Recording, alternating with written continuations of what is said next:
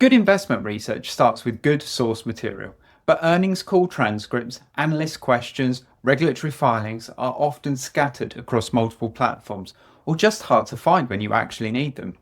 Hello everyone, I'm Paul from Cassia, and the Cassia Library is a curated research library built directly into our platform. The library is organised by category: earnings call transcripts, company filings and more. We've done the work of pulling these together so you don't have to go hunting across multiple platforms every time you start a new piece of research.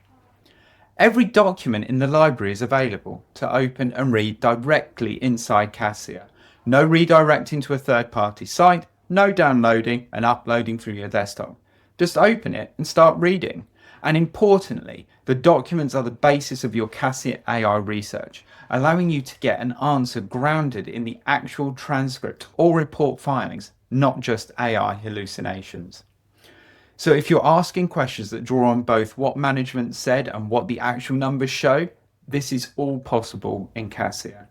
So a curated library of premium documents, all readable inside Cassia, with AI that can answer questions from them and combine them with live data, all included in your standard subscription. As always, we're continually adding to Cassia. So if there's a document type or source that you'd like to see included in the library, please let us know. See you in the next video.